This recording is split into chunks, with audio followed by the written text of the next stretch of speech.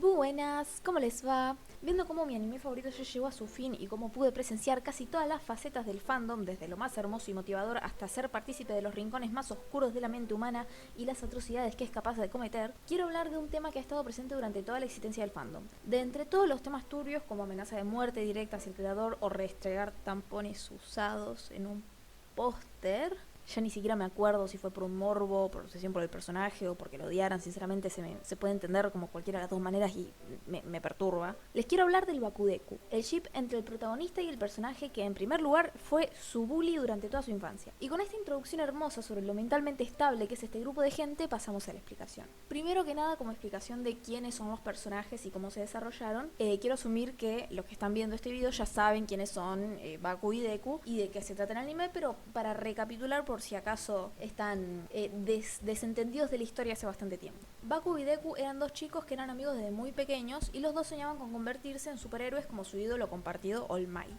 En este mundo las personas desarrollan superpoderes a más tardar a los 5 años de edad. Una vez que se llega a esa edad sin ningún síntoma de los poderes que se desarrollan, es probable que la persona tenga desarrollo tardío o, como en el caso de Deku, resulte ser parte del 20% de la población que no tiene superpoderes. A diferencia de su amigo, Bakugo sí desarrolla su poder de manera normal, marcando la diferencia de que ahora solo él sería capaz de cumplir su sueño de ser un héroe. A pesar de las malas noticias, Deku intentó no decaer y sigue con esa actitud de amabilidad y positivismo que hace sentir seguras a las demás personas a su alrededor.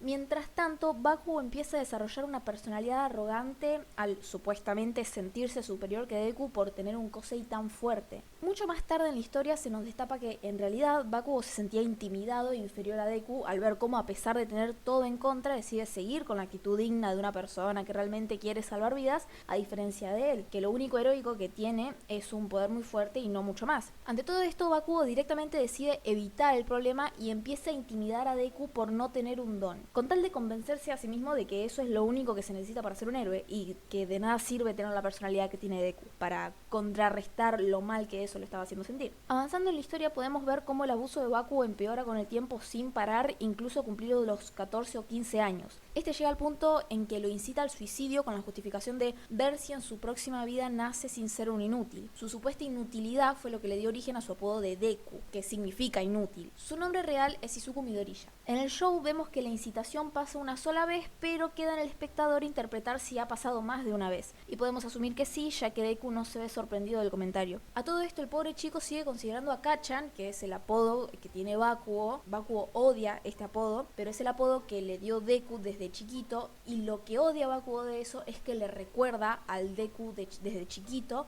con esa personalidad de no rendirse con lo que quiere. Deku sigue considerando a Kachan su mejor amigo, lo que lo hace sentir peor al no entender por qué lo odia tanto. Obviamente Bakugo no expresa que lo odia por ese positivismo y energía que tenía Deku. A medida que se desarrolla el anime, vemos viendo el cambio de Baku y Deku individualmente y como amigos, cómo se superan a sí mismos, corrigen errores, bla bla bla. Todos son brillantina, flor y muchos colores, más de lo que debería, según yo.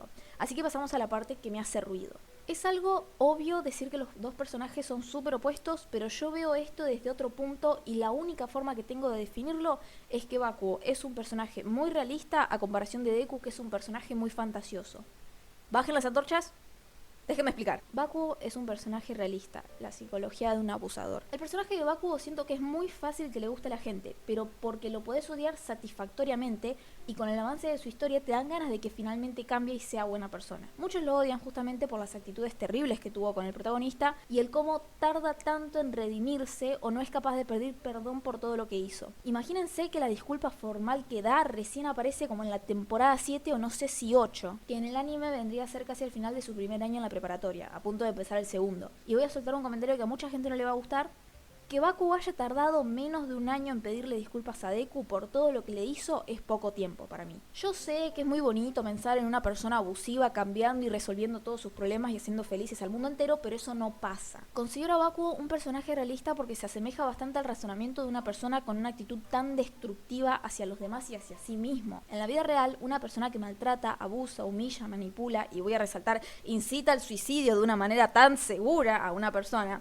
Ni aunque lo amenacen de matarlo, va a dar una disculpa puramente sincera y sacada del alma en menos de un año, o inclusive 3 podría llegar a decir. Tengamos en cuenta que Bakugo tuvo esas actitudes por un lapso cercano a 10 años, y sería sumamente extraño que realmente pueda tomar dimensión de sus acciones y cambiar toda su personalidad para poder demostrar genuino arrepentimiento en menos de la mitad del tiempo que estuvo ejerciendo semejante atrocidad. Con esto quiero decir que, a pesar de creer que el creador hizo que el personaje pidiera perdón muy rápido, la queja de que Bakugo tardó muchísimo tiempo en disculparse no es muy lógica viendo el resto del proceso de desarrollo que tuvo. Otra queja que se muestra es el cómo Bakugo enfrenta los cambios en su vida que lo llevan a evolucionar como persona. A lo largo de la trama se muestra cómo empiezan a aparecer personas y situaciones que van en contra de sus creencias, lo que genera un choque de realidad enorme. Empieza a darse cuenta que su idea de que era invencible y terriblemente fuerte era objetivamente mentira, que hay personas con poderes muchísimo más potentes que el de él, inclusive sin que se esforzasen en ser buenos al usarlo, y ni hablar de encontrarse con un montón de gente que demuestra querer mejorar y estar totalmente dispuestos a enfrentarlo, viéndolo más como un rival para superarse a ellos mismos que como alguien al que hay que mirar hacia arriba con miedo de su fuerza y capacidad. Se enfrentó a todo lo que fomentaba su complejo de inferioridad y lo hizo entrar en una crisis por ese choque.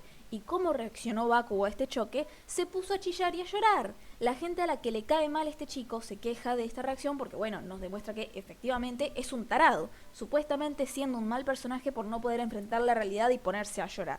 En mi opinión, esto no solo no lo hace un mal personaje, sino que lo hace muy realista, o incluso, trigger warning de una palabra que le asusta mucho al fandom de Boku no Hero, tridimensionalidad. Esta reacción me parece genial para aportar a su desarrollo. Es imposible que una persona que maltrató tanto a una persona vulnerable durante tanto tiempo se enfrente con un grupo de personas que lo fuercen a cambiar sus creencias y enfrentar sus traumas sin sentirse aludido o atacado. Una persona que ejerce cualquier tipo de violencia por tener problemas personales nunca va a querer aceptar que es una mala persona y se va a querer convencer siempre que lo que hace está bien y poner justificaciones a estas actitudes, ya que a menos que sean realmente psicópatas, sienten empatía. Y aceptar que los demás no son responsables de sus traumas ni merecedores de sufrir sus consecuencias sería reconocer que efectivamente son algo que aborrecen, que alguien sufre por su culpa y son responsables del sufrimiento de otros. La empatía natural que siente el ser humano hace que te sientas mal por alguien que se siente mal, así que cuando se reconoce que le haces mal a alguien, no solo empatizás sobre su malestar, sino que se suma la culpa de ser el causante de ello. Básicamente, en este estado, Katsuki no solo estaba teniendo que meterse en la cabeza que no es superior a nadie y que mucha gente es mejor que él, cabiendo la posibilidad de que no logre su sueño de realmente ser el héroe número uno, sino que internamente está saliendo a la superficie una idea que su empatía natural nunca quiso enfrentar. Casi mata a una persona que no solo quiso durante sus primeros años de vida, sino que lo sigue queriendo, y al no enfrentar sus problemas personales, le sigue haciendo daño. Y es ese pensamiento el que más le empieza a generar desesperación, poco a poco, cuando gradualmente pasa de estar escondido en lo más profundo y oscuro de su cabeza a salir a la superficie y afectar su percepción de Deku y su relación con él.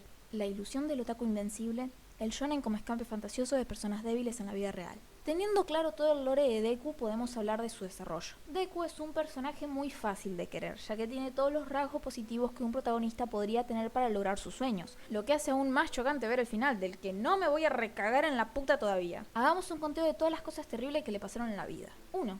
Su principal obsesión de chico era desarrollar un poder y ser un superhéroe como All Might, y cuando cumple los 5 años le dicen que no va a tener poderes. 2. El que era su mejor amigo y mayor confidente le empieza a hacer bullying a un nivel de desquicie. 3. Su papá no está por viaje de negocios. 4. No tiene ningún tipo de relación con personas de su edad porque si no eso les haría blanco de acoso a ellos también.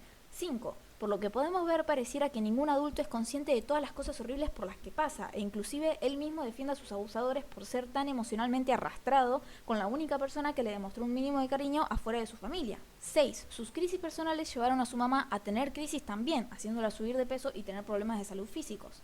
7. Su madre no hace nada para realmente solucionar sus problemas. No habla con la mamá de Katsuki, la cual se supone que es su amiga o como mínimo lo era, no lo cambia de escuela, no va a hablar con autoridades de la escuela, no vemos que nunca tenga realmente una conversación con su hijo sobre su vida o cómo se siente. 8. Nunca vemos a la mamá de Bakugo mínimamente reprochando a su hijo por sus actitudes, así que podemos asumir o que tampoco están enterados o que lo avalan. Teniendo esto en cuenta, podemos ver que literalmente todo el mundo a lo largo de su infancia le dio la espalda respecto a sus problemas y lo dejaron a merced de un solo tipo de relación, siendo esta su amistad con Bakugo. Teniendo todo esto en la lista de traumas que debe tener este hombre, quiero que pensemos en cómo nunca vemos realmente las repercusiones de esto. Deku es un personaje súper fantasioso en este sentido, al menos comparado con Bakugo. ¿Por qué lo digo? Básicamente la única reacción que vemos a todas estas desgracias y atrocidades es una cara triste y resignada en el momento en donde lo golpean o una cara de miedo cuando le gritan. Además de que estas expresiones solamente están presentes cuando quien ejerce la violencia es Bakugo. Después de eso, Deku no demuestra absolutamente ninguna señal de ser una persona con repercusiones psicológicas a todo lo que le pasó, lo que es terriblemente irreal. Se supone que su mayor complejo es sentirse un inútil, y en las primeras temporadas lo tiene muy arraigado gracias a que la gente utilizaba más su apodo de denigrante antes que su nombre o apellido. Y me vas a venir a decir que después de una conversación de 3 minutos con una chica que no conocía absolutamente nada, en la cual le dijo que Deku le parecía bonito apodo porque sonaba igual a no te rindas en japonés, se le sacó un trauma que le reforzaron por más de 10 años del cual nadie lo ayudó. Nunca nadie dijo una palabra de eso y se le curó así nomás. Y no me trae el cuento de que después Ochako se hizo su interés amoroso porque una persona tan maltratada como este chico más bien hubiera pensado que esta piba le fue a hablar para después irse a reír de él con sus amiguitos, ya que según la idea que le plantaron a Deku en la cabeza, él siempre es la burla y un inútil al que nadie va a querer. Nunca lo vemos tener un mal momento por sentirse insuficiente, nunca lo vemos con genuinos problemas para socializar. Solamente lo muestran torpemente tímido, nunca vemos que demuestre tener problemas de autoestima, nunca vemos absolutamente nada. Y realmente, tener protagonistas así me parece genial. Es muy lindo ver personajes que pasaron por miserias horribles para que después se levanten contra viento y marea a sacrificar su vida por cumplir sus sueños y ayudar a sus seres queridos.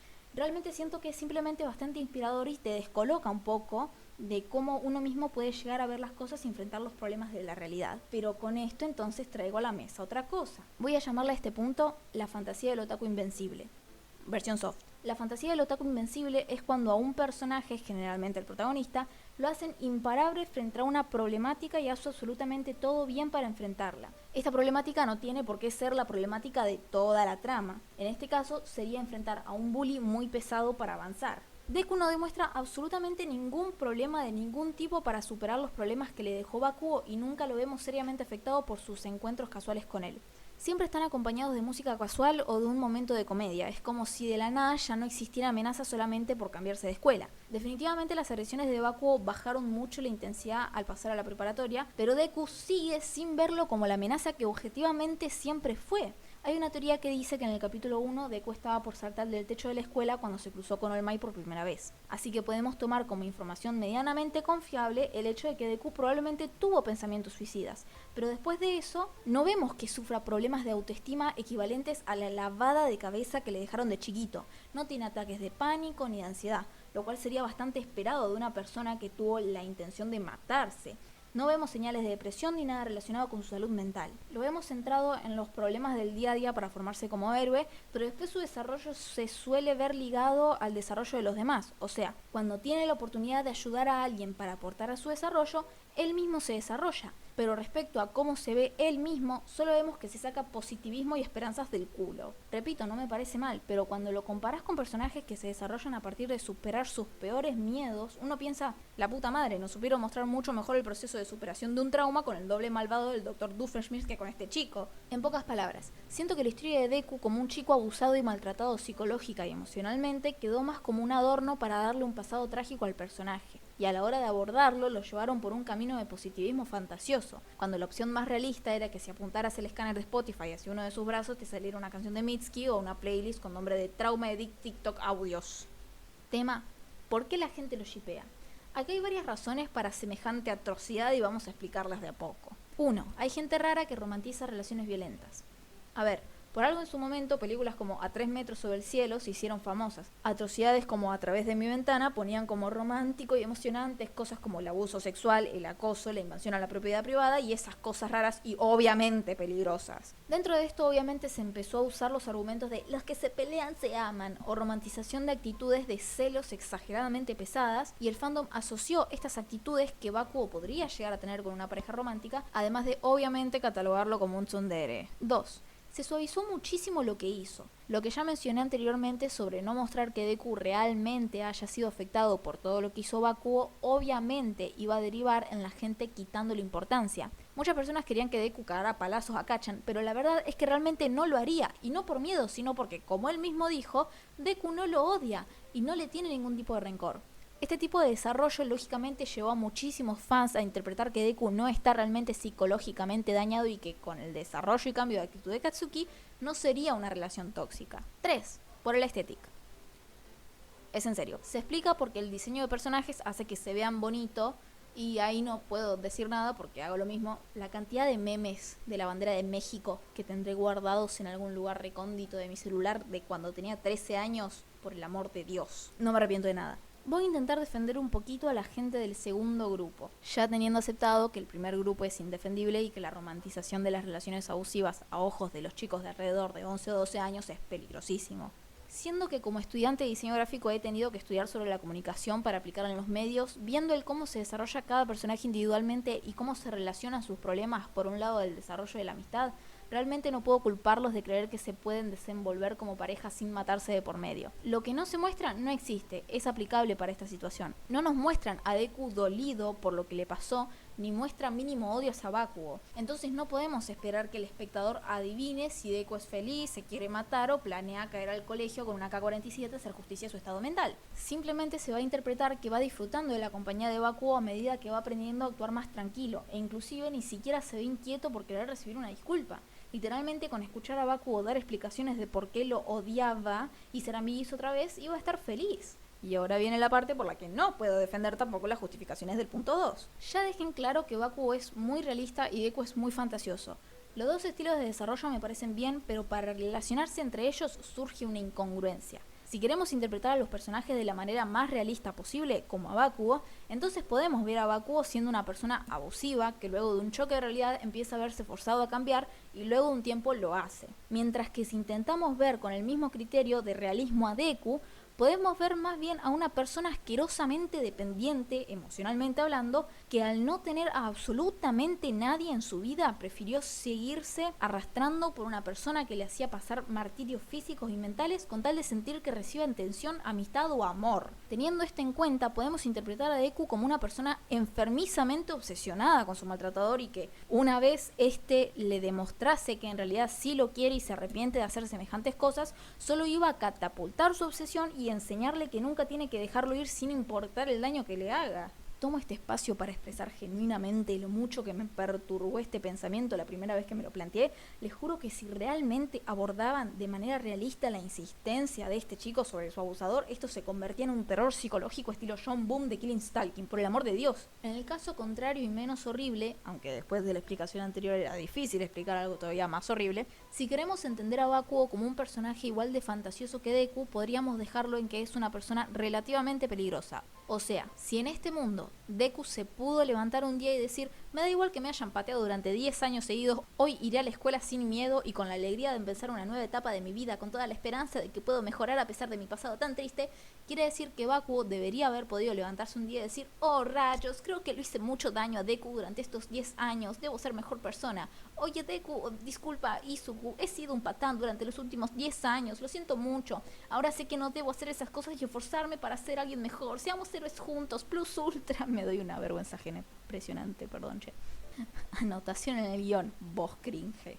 Se logró, muchachos. Y así el anime duraba como 4 temporadas y terminaba con el arco de Overgod. Pero justamente como esto no pasó, quiere decir que a pesar de la fantasía y el positivismo, Bakugo no pudo redimirse a la par de los tiempos en que Deku dejaba sus traumas y deja muy pero muy mal su actitud de hacer berrinche cuando las cosas no van como él quiso. Mucho peor de lo que se supone que ya te lo están planteando. Resumiendo, sí sería confuso cómo interpretar una relación entre estos dos, pero estas fueron mis interpretaciones principales para el ship y el por qué teóricamente no me gusta. Sin embargo, realmente he visto fanfics donde los fans desarrollan muchísimo mejor a los personajes y lo hacen tener una relación sana de manera bastante coherente, y si retratan una relación abusiva dejan en claro que no están haciendo una historia bonita ni romántica. Siendo que me leí Killing Stalking consciente de que es un terror psicológico y lo disfruté, sí leería un fanfic de Bakudeku con Deku como un desquiciado de mierda que termina sobrepasando la locura de Bakugo. Estoy segura de que hay alguna historia por ahí bien desarrollada que pueda funcionar como terror psicológico de este estilo y realmente sería algo que me leería. Horikoshi estaba muy metido en la trama escolar más que en lo que convenía para el desarrollo personal de los personajes. Esto afectó los tiempos en los que se desarrollaba. Volviendo al punto de si los tiempos de Bakugo para pedir disculpas estén bien o mal, quiero hablar de un punto que creo que afectó muchísimo al desarrollo de absolutamente toda la historia de Boku no Hero. Horikoshi parecía más interesado en el desarrollo de la vida escolar del curso que en la resolución de los problemas individuales de los alumnos. Lo que yo vi es que los personajes secundarios llegan a tener un bonito desarrollo a pesar de este último comentario que hice. El desarrollo de Kirishima realmente me tenía chillando cuando lo vi y sentí que fue conciso, directo, al grano, sin dar muchas vueltas y bien fundamentado. Obviamente es probable que este desarrollo de personaje fuese más fácil de hacer ya que Kirishima es un personaje secundario y no es lo mismo que desarrollar al protagonista. Pero Todoroki también tuvo un buen desarrollo, bastante gradual, que no se sintió tan brusco y, a pesar de tener un par de puntos medio tambaleantes dependiendo de cómo lo interpretes, podemos ver que es una historia muy larga pero bien distribuida a lo largo del tiempo. Vemos que Yoto se siente mal por algo, Deku lo ayuda a superarlo, Yoto está reacio con su papá y su familia, Deku se vuelve un apoyo a largo plazo, Yoto va tranquilizando los lazos con su familia y gradualmente puede interactuar con su papá como una persona adulta queriendo resolver un problema en lugar de saltar y rebelarse en su contra a la mínima que abre la boca. Sigue reconociendo la basura de persona que es, pero decide ir poniendo control sobre su propia paz mental para no verse dominado por el odio que le generan sus traumas, pudiendo vivir un día a día sin perseguirse por detalles que constantemente lo lleven a malos recuerdos o sentimientos de ira y rencor contra su papá. Para la altura de la temporada 6 definitivamente hay un cambio de actitud en Todoroki al interactuar con su papá, pero seguimos viendo cómo no es la persona con la que más le gusta pasar el tiempo, mostrando que a pesar de haber empezado un cambio,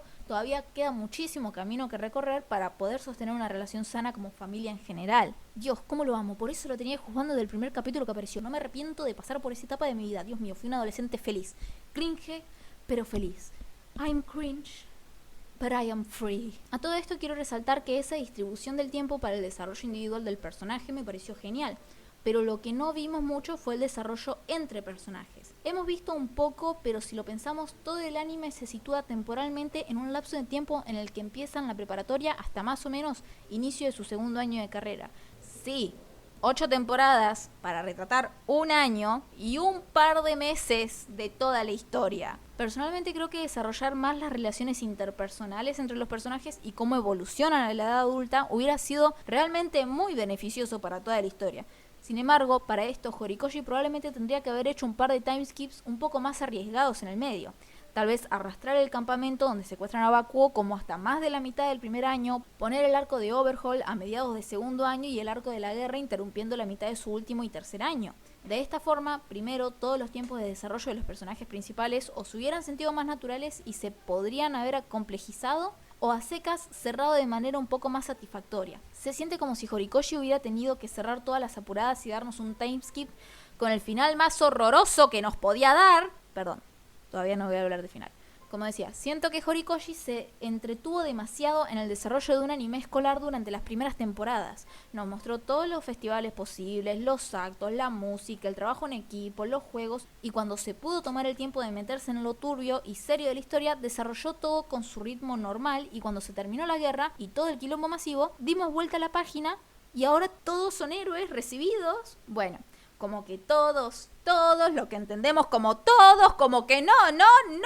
Y chao, fin. ¿Qué pasó durante sus 2 años restantes y los primeros años de experiencia laboral? O sea, ¿realmente no pasó nada lo suficientemente interesante como para que directamente saltemos a los muchachos con 26 años? Estos chicos son suficientemente yeta como para que en un solo año de escuela sufrieran secuestros, tuvieran que hacer un par de ilegalidades para sobrevivir, atentados terroristas, una guerra y después de la mitad del segundo año fuera una preparatoria normal. Después de todo lo que pasaron, ¿me vas a decir que tuvieron clases normales En los recreos, hablando de anécdotas, se contaban la última vez que tuvieron episodios de pánico por el estrés postraumático de la guerra y después se iban a almorzar así como si nada, ¿o cómo? O sea, tienen un compañero que murió y revivió como 3 veces y no pasa nada más interesante en los otros 8 años posteriores. Definitivamente creo que el mayor error a la hora del desarrollo general fue el manejo del tiempo y dejar a la intriga total cómo se desarrollaron las relaciones entre los alumnos durante el timeskip. Yo supuse que no iban a hacer canon ningún ship, pero siento que me quedé con un sabor a nada en la jeta por cómo cerró todo. Se entiende que Baku y Deku quedaron en buenos términos como muy buenos amigos, pero realmente sentís que te falta información en el medio. El final. Un par de comentarios respecto al final. ¡Qué bronca! Soy partidaria nuevamente al realismo que le pusieron a Baku, así que no me molesta que sea un partidario a uno de los mejores héroes al final del manga. Era algo de esperarse. Baku es un pelotudo, pero no un boludo. Aunque cada tanto saca un poco esa cara de agresivo que es y le juegue en contra, el hecho de haber sido violento no le corta el camino a su vida profesional, como pasa en la vida real. Muchísimas personas asquerosas logran buenas vidas laborales, así que sinceramente digo que me esperaba completamente este final para Bakugo, y me parece perfecto dentro de la bronca que te da que las personas que hacen cosas horribles logren sus metas, porque sigue con ese realismo de sentir no se hizo justicia realmente o que no recibió bien su merecido. Estamos acostumbrados a que los malos reciban un karma, pero me parece bien tener este tipo de injusticias, entre muchas comillas, realistas. Igualmente también nombran cómo ser medio violento lo hace salir escrachado en todos lados y que eso no lo deja subir en el ranking, como para compensar y que no quieras, como que para que se te salgan un poquito las ganas de apuñalar a alguien. Y Deku, sostengo mi aprecio por finales tristemente realistas, pero sinceramente ya mostré demasiado apoyo al realismo triste, injusto y crudo, así que viendo ese final de mierda me pueden sobar los huevos. A cortas, Deku y Bakugo ahora son amiguitos, que era el punto al que quería llegar. La conclusión de su relación no me disgusta, pero en fin. Toxicidad del fandom con aceptar o no aceptar. Llegando a una conclusión, voy a desarrollar un punto bastante similar a lo que dije en mi video de fandoms tóxicos. Personalmente me perturba un poco el shipeo de estos personajes por las razones que ya expliqué, pero puedo entender los puntos de vista diferentes y realmente me perturba lo personal que se lo llega a tomar la gente. Muchas personas tiran comentarios justificando relaciones abusivas, novios golpeadores y violadores en la vida real como ataque hacia personas que les gusta el ship. Y discúlpenme muchachos, pero siendo una persona a la cual este anime formó una gran parte de su personalidad durante su adolescencia, me siento en el derecho de decirles no la vivan tanto, ¡pará! En este video me extiendo más en el tópico de adultos que consumen anime atacando a menores que recién se meten en un nuevo medio de entretenimiento como es el anime para adolescentes, así que si me quieren ver hablar del tema, acá se los dejo. Básicamente la gente se toma exageradamente a pecho las cosas que debatidas en la vida real a veces no podés hacer escalar, porque lo que genera un problema real no es el tema que se discute, sino la discusión en sí misma, y hay que bajarle 2 rayitas a esa intensidad. Para cerrar definitivamente, quiero expresar lo feliz que me hizo este anime durante mi adolescencia y cómo inspiró muchísimo mi desarrollo artístico. Siento mucha satisfacción sabiendo que terminó, aunque no lo consuma tan regularmente como en mis primeros años. Hizo que me interesara en el diseño de personajes y meterme a entender el desarrollo de una historia y sobreanalizar cómo funciona un personaje, y les juro que es algo que adoro hacer, y espero que ustedes pasen por la felicidad de encontrar semejante inspiración. Ni siquiera necesita ser algo súper bueno en desarrollo ni historia, pero que los inspire a pensar y analizar algo que les gusta. Me encanta el desarrollo de Todoroki Kirishima, como ya lo expresé. Me encanta que Bakugo me transmita ganas de darle una cachetada por todo lo que hizo, cómo actúa y lo que genera a su alrededor. Y también me encanta ese positivismo irracional de Deku. Como ya dije, me encanta el realismo de Bakugo, pero también me encanta ver a personajes que irracionalmente avanzan en contra de todo lo malo que les pasa, y siento que Deku siempre representó y va a representar eso. Como todo tiene sus fallas, pero realmente me da igual. Lo que me generó a mí y a muchas personas más, espero que se los esté generando a más chicos. Realmente aprecio haberme cruzado con este anime y espero poder encontrar más temas sobre los que explayarme de esta forma, porque realmente es muy entretenido y me ayuda a poder entender cómo desarrollar personajes de manera convincente. Espero que les haya gustado el video, muchas gracias por aguantarme hasta esta altura, y no sé qué título le habré puesto a este video, pero espero que haya sido lo más clickbait posible para ver qué boludo con ganas de pelear me pesqué. Hasta la próxima.